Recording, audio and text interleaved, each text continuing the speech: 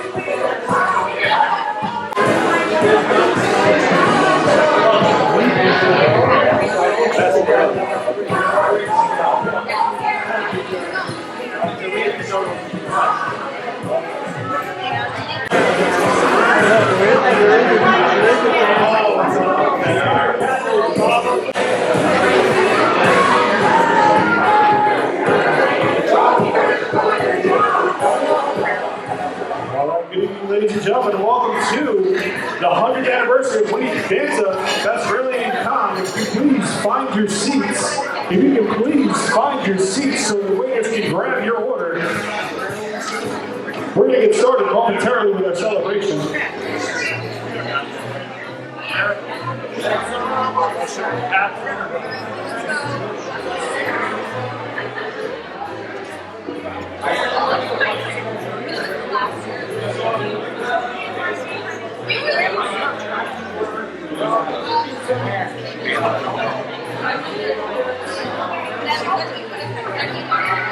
Alright, it is open seating, so we're going to find an open seat, and the waiters will be over momentarily.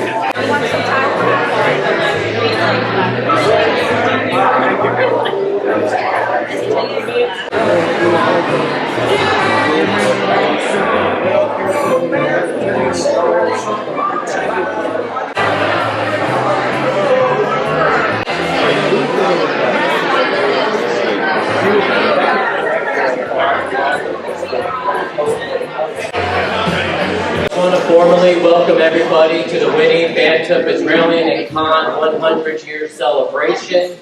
It is quite an achievement for any firm to be, still going in 100 years. And coincidentally, I just found out this past week from Mac Board that the Board family has been a member or a client of the firm since 1924. 98 years. That is incredible in itself. We have a DJ for music, for dancing if you want to dance. We have a photo booth over here for people to take a photo. Outside in the lobby where the name tags are, we'd like everybody to sign the welcome sign that we have. So we have it as a not a memorial, that's the wrong word.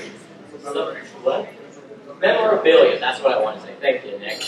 So, as we get going, I would like to introduce Joe Bizraelian. He'd like to say a few words. It really is an achievement to span 4 generations, and we should be happy about that accomplishment. I want to extend a special welcome to Bruce Banner's son Jim and his wife Daisy, who came from Virginia. To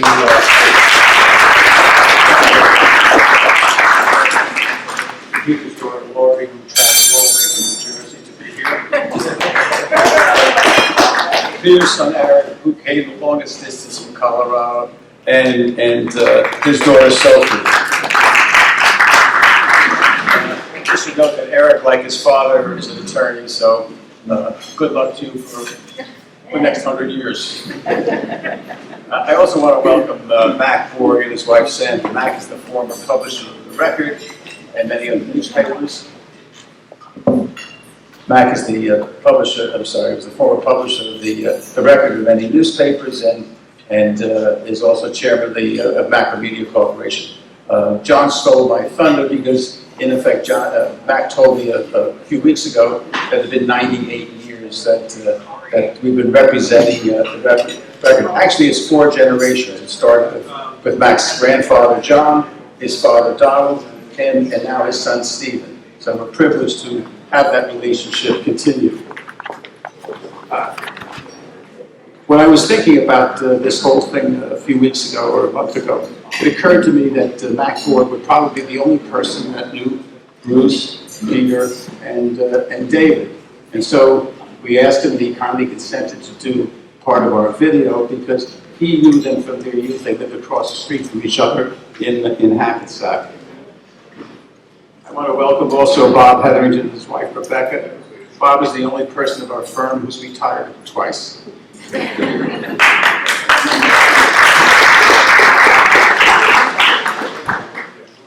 I also want to welcome Joe Vivian and his wife Sandra.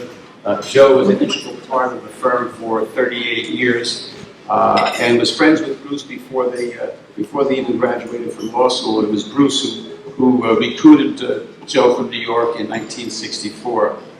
I also want to wish Joe happy birthday. Yesterday was his 90th birthday.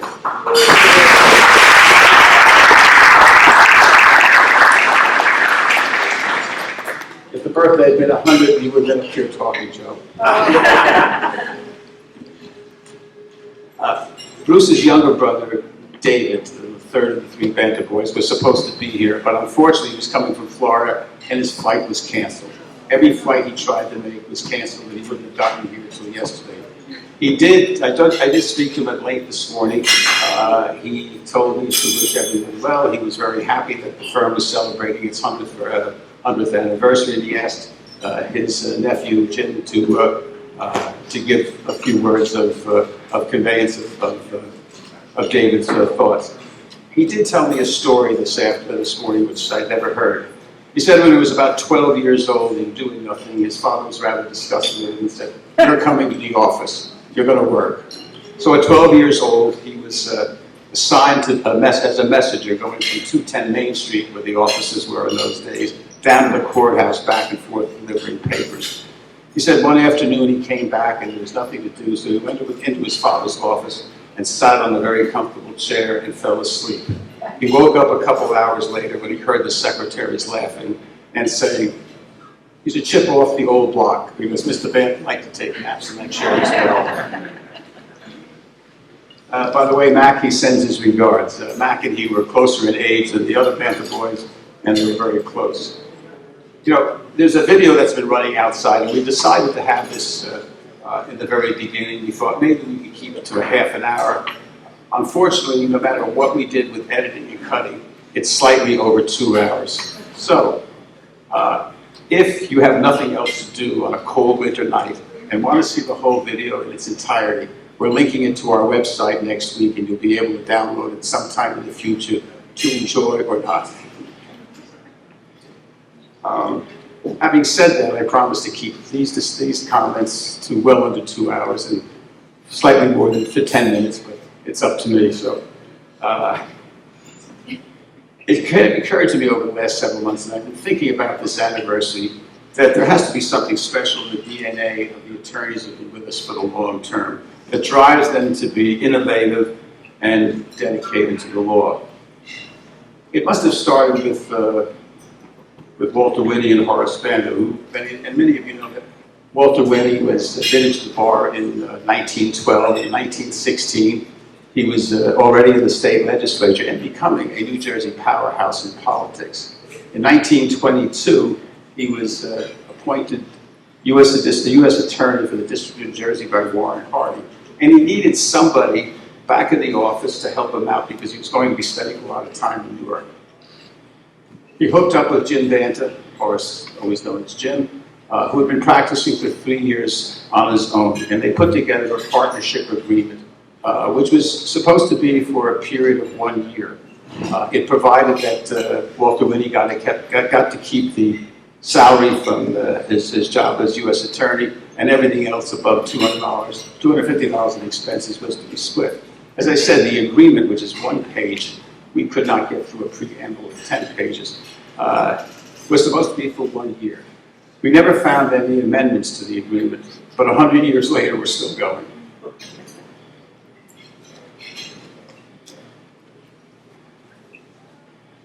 Much of the early practice of Winnie and Banter in those days was government-related work because of the assignments and the cases they could get through Mr. Winnie's connections. They represented the municipalities, the counties, and a lot of governmental agencies. They also had a small real estate practice and a burgeoning practice in trust and estates. They The side venture they had, by the way, was in the 1920s. They decided they would be land barons, and they bought a lot of vacant land, only to give it all back to the banks in 1930 and 31 due to the Depression. Much of the land has been developed, including much of it in Paramus and Oradell.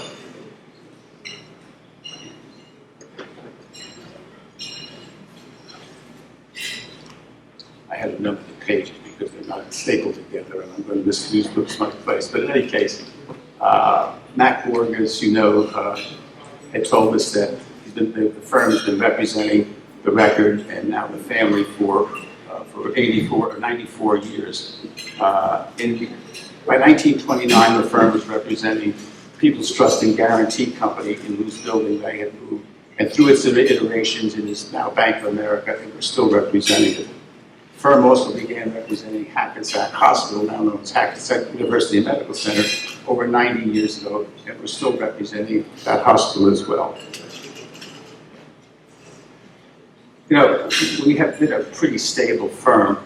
Our current location is only the fourth in the 100-year history, so we don't move around, and we're probably within 2,500 feet of where they were established, so all of our offices have been very close together. While the name of the firm has changed over these years, it has always started with Winnie Banta, the names of the two people who started this all, and we're happy and privileged to continue it because it's got a high recognition factor.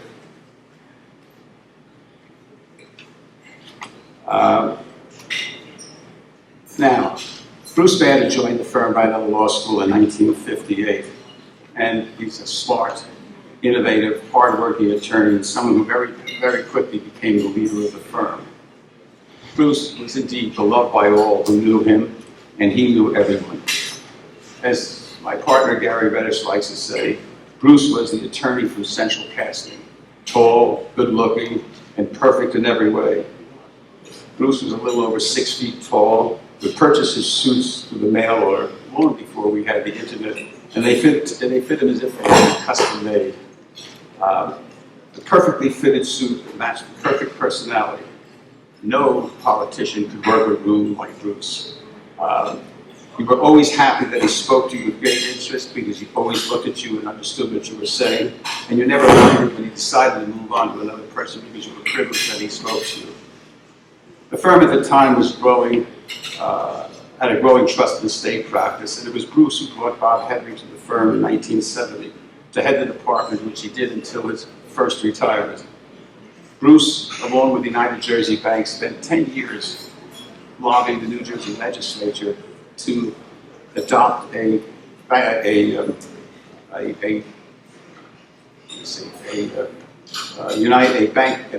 holding company. And at the time, no bank in New Jersey could lend more than $7.5 million, and so they couldn't compete with New York and Pennsylvania. As a result of that legislation, Bruce, Peter, and Joe Rizzi had the laboring war to incorporate all the complexity of the documents necessary to form the holding company, to bring in all the constituent banks, to make all the SEC required filings that had to occur in order for the bank to come together. By the time they did that with the constituent banks, United Jersey Banks, the old People's Trust Company of Bergen County, was able to loan between $50 and $60 million to a single customer. According to a New York Times article, as I was researching this months and months ago, they said that law put New Jersey on the banking map and put United Jersey Bank in the national mix of great lenders. Bruce, like his father before him, was president of the Hackensack Hospital Board of Trustees. It was Bruce who brought a major contribution into the Link family, which enabled the hospital to build the Link Pavilion. And it was the first new construction since the early 50s at Hackensack University Medical Center. If you have seen it today, especially with the Banta children who might not have, it's a massive, massive undertaking, a multi-billion-dollar organization. Well, Bruce didn't live, unfortunately, to see the completion of the Link Center, but the reception area is named after him.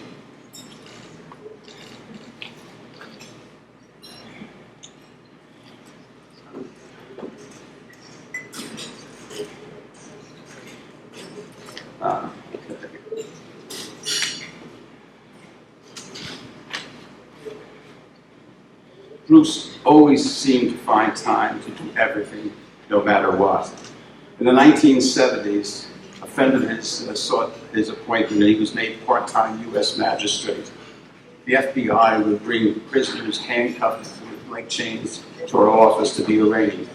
At one point, there were so many of them that we had to add a rear entrance and a holding place at our offices at 25 East Salem Street so they wouldn't scare all of our other clients in the waiting room. And on occasion, and Jen, you can bear it out, on a Saturday night, they would end up at your home on the West End Avenue in Richmond. I frequently went to Bruce with something I thought was important about the firm, and he would listen patiently to what I had to say and then respond. And then all of a sudden, he would put his head down, pick up his pen, and start writing, and I knew it was over, so I left his office. He was very, very direct. He had no wasted motion at all. I never heard him all the time. I knew Bruce to raise his voice. He might have done it outside of the office, but he was always calm, directed, and loved by everybody. His passing in 1983 at age 51 was a tragedy for his family as well as our firm. But we as a firm came together and moved forward with Bruce's legacy always in our minds. Peter, a dear, dear friend, was a brilliant attorney who had a photographic memory about everything law and most other things as well. He was wonderful and a kind mentor to all of us, especially to me. On one Friday afternoon around 5 o'clock, he came to me and said, "You got to research this and I need a memo on my desk Monday morning." Exactly what they would tell us in law school that happened to new associates when a senior partner came and wanted something. So that Sunday I went in early, I did the research, I wrote up the memorandum, I even typed it with an old typewriter and left it on his desk because I was in a hurry to get home for the moon landing that day, the first moon landing in 1969. The next morning when I got to the office, my paper was back without a comment from Peter, no writing except a big F in the upper right-hand corner. I redid the memo properly. I got it to him on Monday afternoon, and he sent it out untouched. He never ever said a word about it. He didn't yell and scream. The F said it all. I learned from that lesson of kindness, and it never happened again. Peter was great to talk to about questions of the law. He'd go in and talk to him, and in the middle of our conversation, he would literally jump up, run to the library, grab a book off the shelf, seemingly open it to the right page and say, "Here, this would probably help you." When we went to computerized research, Peter was always the go-to person for most of us. To me, he was more faster than all the computer or research we could do, and far more thorough. It was Peter who established the libel and First Amendment practice for our firm, representing the Record, the New York Times, Time Magazine, the Village Voice, and others. He represented Myron Farber, who was a New York Times reporter, who refused to divulge the sources of the articles he had written about Dr. X, a large criminal trial that was going on in Hackensack at the time. For that refusal, he was sentenced to 6 months in the county jail. And Peter and Don Klein of our office saw Myron daily, still refusing to give his sources. It was only released when Dr. X was acquitted. But as a result of that, it was Peter Banta who drafted the legislation that was finally adopted by the state with a strong shield law protecting reporters for their to regard their sources, to hold back their sources. It was a model, one of the strongest in the country, and a model for other states. It was also Peter that took us into bonding work, including EDA loans, the New Jersey Sports and Exposition Authority as a borrower, as well as Hackensack University Medical Center and others. Peter was a prolific reader and could speak to an unlimited number of topics. He brought a high level of intellect to the firm, from which we all benefited. Bruce and Peter were deeply admired by everyone, and the impact of what they left us is still with us today. Peter was also at the forefront of computerization. The firm purchased its first word processing system in 1970, and was the first law firm of our size to go into the IBM MTST machines. At the time, we also got a fax machine, which was a marvel. It was a rotating disc, and 6 minutes per page, you could transmit to someone else who might have had them.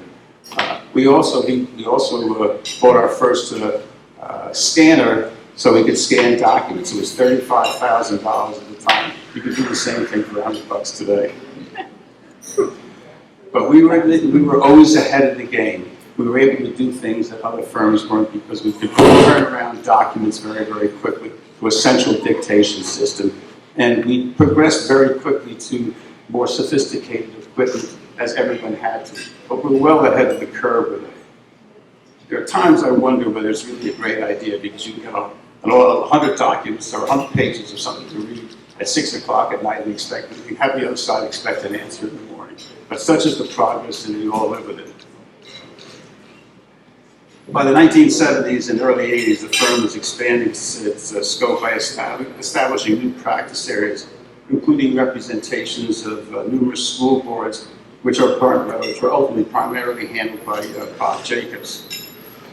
We also have a large banking practice today, and the firm represents approximately 15 banks in all aspects of lending. In 1974, the firm represented a developer in a complex real estate deal to construct a 905-room Hyatt Regency Hotel in Washington, D.C. It was a complex matter that involved a number of people, from Joe Rizzi and others, when we negotiated the construction contracts for the building of the center. We negotiated all of the loan documents with the Transamerica out in San Francisco, as well as negotiating the Hyatt licensing agreement with the Hanson organization, which was the owner-developer.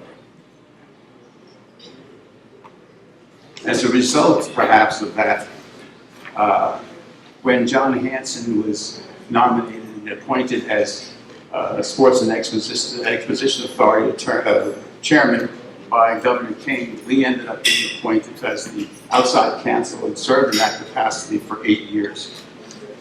We handled all sorts of things, and that was really led by Joe and a number of other people in the firm.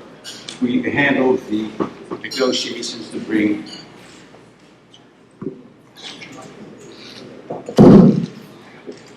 this cuts out at 10 minutes automatically. That's what the Oscars. The firm handled the negotiations with the Jets in New Jersey. We brought the Devils and the Nets and others. We also handled a lot of the litigation that involved. We handled the condemnation cases that had to be wound up and everything that the Sports Authority needed as outside counsel for a period of 8 years.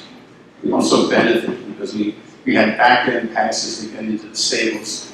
We also had marketing and entertainment at the wonderful lounges that they had at the racetrack, and all of us became very interested in the ponies and always had our sheets in front of us. Let me see.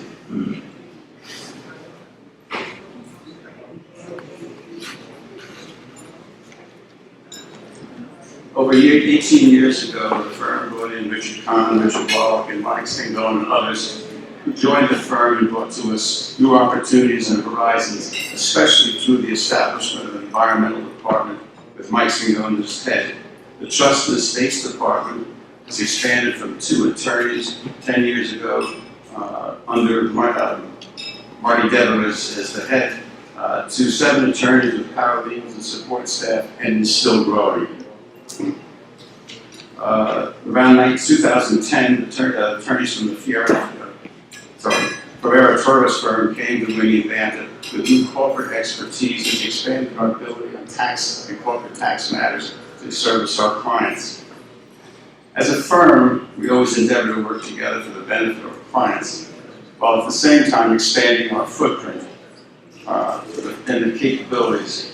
We have an exceptional support staff, without which our job as attorneys would be impossible. Our firm is not about any one person, but is rather a team effort of lawyers and staff, which enables us to serve our clients. That team, in part, is anchored by people like Bob Jacobs, who's been with us for 50 years, Carolyn Geraci Crone, Tom Canzalosi, and Bruce Rosenberg over 30 years. Marty Dever, Gary Reddish, Ken Lane have been with us for nearly 30 years, and so on and so forth. But each of the attorneys, no matter how long they've been with us, who have been out practicing, have brought their expertise with us, which has benefited us all. One of the things I feel compelled to say is that the practice of law is still a dignified and venerable profession, no matter how it's perceived by the public and in the movies and in television. Ironically, the rallying call of the lawyer bashers has become Shakespeare's quote from Henry VI. The first thing we do is kill all the attorneys.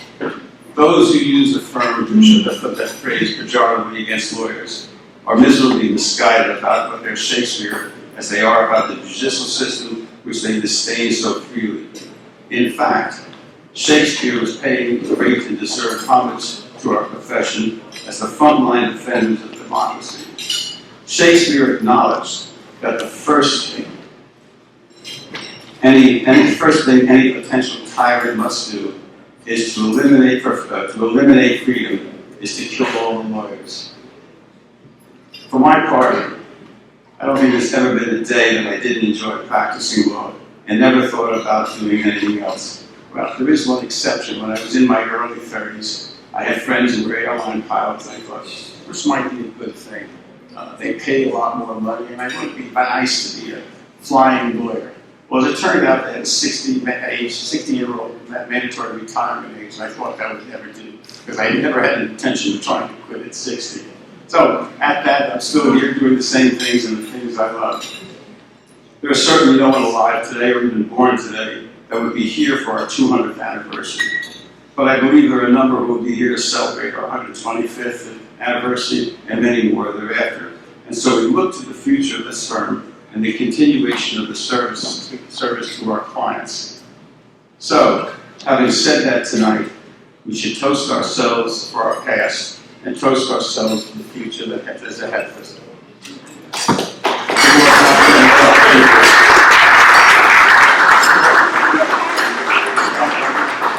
I was not supposed to speak, and unlike Joe, when I say 2 minutes, I mean it.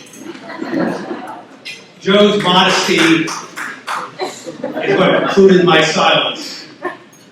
As thrilled as I am that we have Mac Borg here, a tremendous supporter of the First Amendment, as well as Joe Rizzi, representatives of the Banta family. The person who was not spoken about sufficiently is a gentleman named Joseph Azraelian.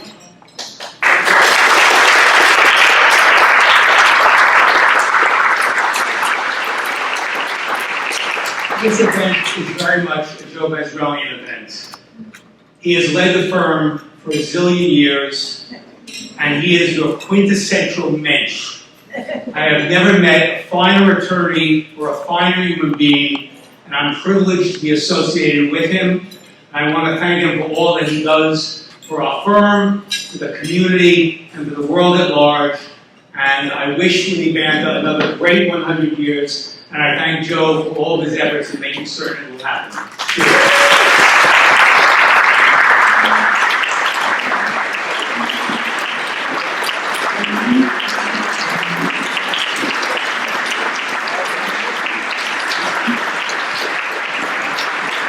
Hi, I'm Jim Banta. I'm Bruce Banta's son, Big Jim Banta, as we call him, Big Jim Banta's grandson. And it's both my privilege and pleasure to be able to provide some remarks to you all tonight on behalf of the family, followed by my cousin Eric, Pete's son. And what I hope to share with you is some of about Horace Banta. Some of you may knew him, the founder of the firm, and things, not the legal stuff, but the personal stuff. As I say, he was born Horace. He was born in the 19th century, if you can believe it. When he was born, salmon were swimming up the Passaic. If you can imagine that, the seas of fish. I remember him telling me stories about getting up at 4:30 a.m.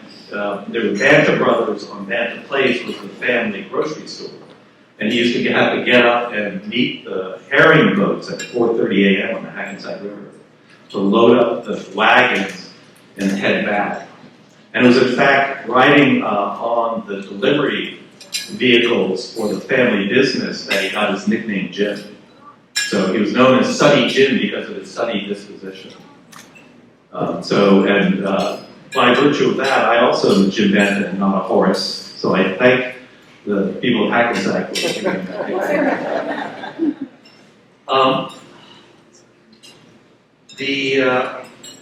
In many ways, when you kind of, one story that David wanted to share also, because he thinks he may have discovered my grandfather's first ethics violation.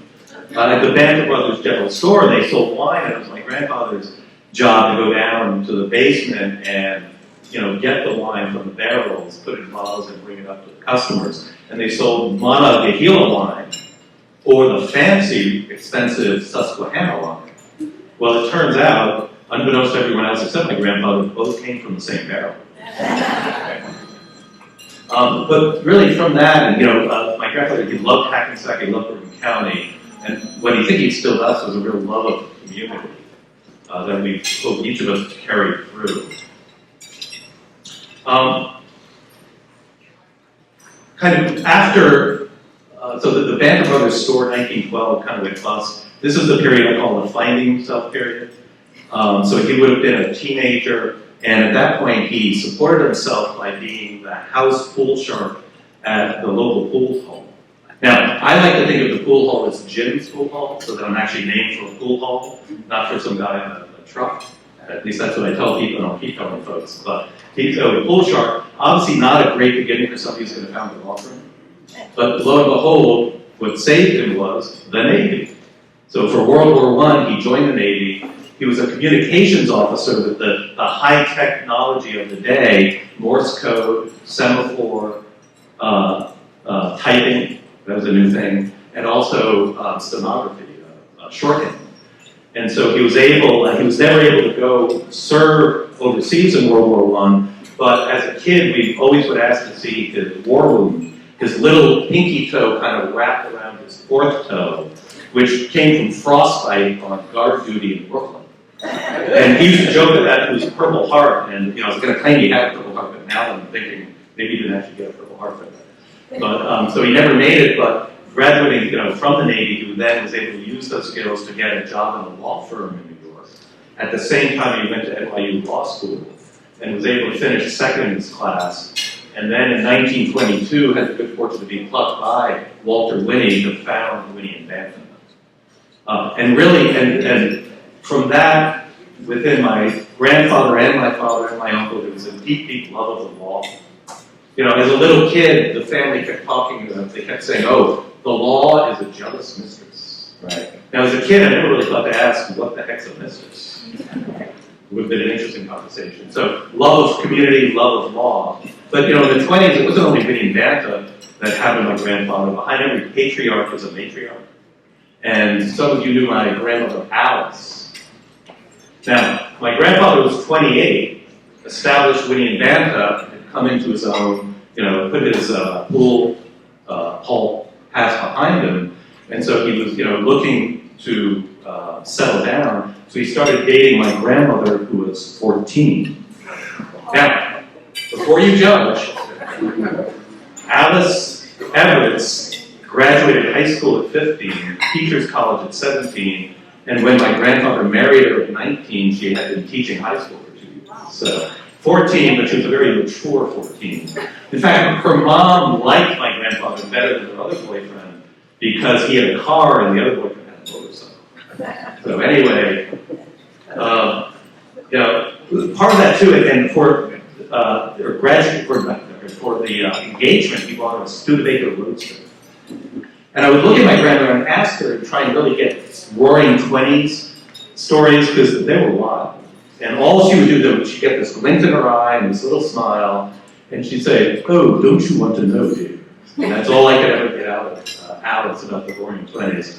But with that, and I think, Joe had mentioned it with the word processing system, my grandfather really loved 20th century, embraced technology, loved new stuff, always wanted to have kind of the newest car, And so I'm not surprised that the law firm would be a leader. In fact, I remember the word processing system. My dad, Bruce, was so proud to show it to me in 1970, and it was this room filled with IBM Selectric typewriters typing away with no typists. So obviously this was before they invented the laser printer. So, but quite fancy at the time. So thanks for letting me share this part of my family. I think a love of community, a love of the law, and then really embracing the future are those values that I think my grandfather instilled in us, and I hope instilled in the law firm. And the law firm Winning Bantha has really been foundational to our family. So I hope it's foundational to yours also. And we, wish you another successful and prosperous 100 years.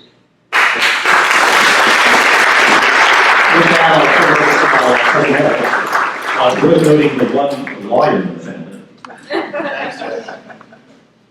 Appreciate it. I'll make my remarks short. I also want to just touch base and let you guys know a little bit about the Banthas from my perspective. So my grandfather, Horace Bantha, you've heard a little about. I was lucky enough, this man was born in 1895, and I was 20 when he passed. And I was an American history major, and I was just fascinated that my grandfather, rose up when there were horse and carriages on the street, and he saw so much up through computers in the office. What an incredible transformation of our country he witnessed. But he was always the coolest guy. I mean, I don't have a lot of interactions necessarily other than my childhood, but we'd go to their house. I lived on a farm 50 miles away from here, and I was like a country kid at that point. And we'd come to his house. I was like $10 a week allowance, and he'd be like, come and shake my hand, slip me a $50 bill, and be like, "Don't tell your father." And that was like a lot of money for me, so that was pretty cool. But and I lived with my grandmother for summer when I clerked during law school at the firm in 1991, and she would tell me stories about it. He would come home and take a nap at lunchtime, and so I'm thinking that's a key to longevity because he lived to 90. So maybe naps in the middle of your day practicing law might be helpful. But the other thing I noticed is that when I lived at their house for that summer, there was at 610 Summit Avenue in Hackensack. Above the garage was the old file storage for the firm, and I found this old picture. It was like this big. And it was a picture of my grandfather at the head of the table at the Waldorf Astoria, in this mirrored room. Everybody's in black tie. And I was like, "Oh my God, what's this?" I asked my grandmother. She's like, "Oh, that's your grandfather's 40th birthday party." And it was like, that was 1935. And I was just like, "Oh my God, what a party based on this picture." And I don't know what happened to that picture. I think it's gone. But if that ever turns up, I want it. Now I'll talk a little bit about my dad. He was a truly gifted legal mind, as Joe said. And he was salutatorian at Andover, followed his brother Bruce to Williams because they were very close. He was told at his interview at Harvard Law that if he didn't want to apply to any other schools, that would be okay. And as he said, he had a photographic memory, really incredible. And he never put pressure on me or his children to live up to that standard. He was really the nicest, most wonderful father you could have. So that was really cool. And so he was really truly a good human being. And I fully believe what Joe says, that he was probably a wonderful mentor to the students because he was really a wonderful father for me. As a lawyer myself, I'm an in-house lawyer, been in the same company for 25 years. I hold ethics extremely high in practice of law, and I think it's hugely important. And that's something I really learned from my dad.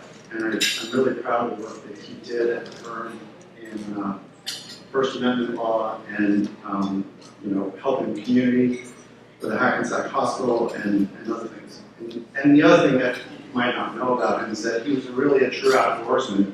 He was a member of the Sierra Club, I think going back to the 70s, and would go on mountaineering trips. And but Anyway, I'm really thrilled that Joe put this together and invited us. I've known him my whole life, and I'm really blessed that the firm is in such good hands with all of you under his leadership, and thank you so much for having us.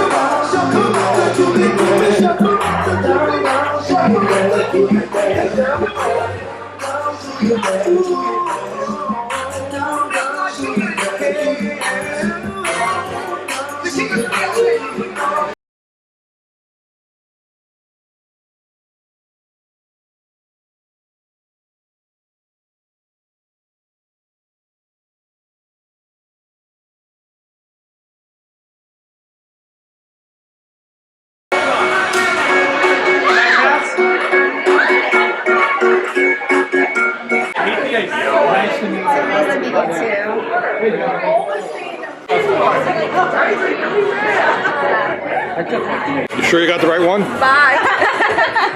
My name's not on it. Thank you so much. Guess we get a bag. He's got something in there. It's loaded.